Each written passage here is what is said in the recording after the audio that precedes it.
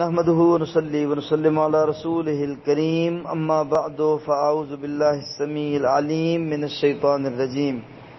بھائی نے سوال پوچھا ہے اور سوال کا جو پوسٹر بھیجا گیا ہے اس کے سر بمہر یہ بات، یہ سرخی، یہ عنوان ہے صلاۃ کن فیکون۔ اللہ کے نبی صلی اللہ علیہ وسلم سے صلاۃ فجر، صلاۃ ظہر، صلاۃ عصر، صلاۃ المغرب، صلاۃ العشاء تو ثابت ہے، صلاۃ استسقاء ثابت ہے، صلاۃ الخسوف، صلاۃ الکسوف، صلاۃ الجنائز ثابت ہے، صلاۃ التہجد جائز ہے، ثابت ہے۔ لیکن صلاۃ کن فیکون کا اللہ کے نبی صلی اللہ علیہ وسلم کے ساتھ، آپ کی ذات مبارکہ سے کوئی تعلق نہیں ہے۔ اللہ کے نبی صلی اللہ علیہ وسلم نے ایسی کوئی نماز نہیں بتائی کہ جس کا نام نبی صلی اللہ علیہ وسلم نے کن فیکون رکھا ہو۔ صلاۃ حاجت جو انہوں نے بیچ میں لکھا ہوا ہے وہ وہی ہے، یا ایھا الذین آمنوا استعینوا بالصبر والصلاۃ، یہ ایمان والو اللہ تبارک و تعالیٰ سے مدد طلب کرو صبر کے ذریعے اور نماز کے ذریعے۔ یہ وہی ہے کہ 2 رکعت نماز ادا کر کے اللہ تبارک و تعالیٰ سے دعا کرنا، یا اللہ میرے یہ کام آسان کر دے اور میرے لیے بہتر کر دے۔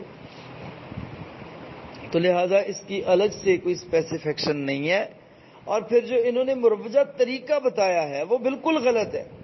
نہ کسی حدیث سے 3 دن کا ثبوت اور جواز ثابت ہے۔ آپ 40 دن پڑھیں، آپ 40 سال پڑھیں، آپ 40 مہینے پڑھیں، آپ 2 ہفتے پڑھیں، آپ 2 مہینے پڑھیں، آپ 2 سال پڑھیں، آپ 1 دن پڑھیں، آپ 10 دن پڑھیں، آپ 25 دن پڑھیں، لیکن 3 دن خاص کرنا کیوں بھائی؟ یہ حدیث میں ثابت نہیں ہے۔ اسی طرح پھر اس کے بعد تھوڑا سا دائیں طرف جھک جانا، دائیں طرف مڑ جانا، پھر یا رب 200 مرتبہ کہنا، سجدے میں جا کر دعا مانگنا، پھر اٹھنا، 11 مرتبہ الحمد شریف پڑھنا، 11 مرتبہ قل هو اللہ شریف پڑھنا، 11 مرتبہ درود ابراہیمی پڑھنا، پھر آسمان کی طرف پھونک دینا اللہ تعالیٰ رحم کرے ہمارے حالات پہ۔ تو لہذا ایسا کچھ نہیں ہے بھائی، ایسا کچھ نہیں ہے، یہ سارا پروپیگنڈا ہے، یہ جھوٹ ہے، یہ فریب ہے۔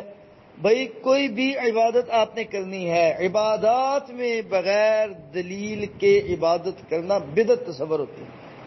اللہ کے نبی صلی اللہ علیہ وسلم سے عبادت کا ثابت ہونا ضروری ہے، یا پھر اگر کسی صحابی کے کسی عمل کو کوئی شخص لیتا ہے تو وہ روایت مرفوع ضرور ہونی چاہیے، اور اللہ کے نبی صلی اللہ علیہ وسلم کے عمل کے مقابلے میں عمل نہیں ہونا چاہیے۔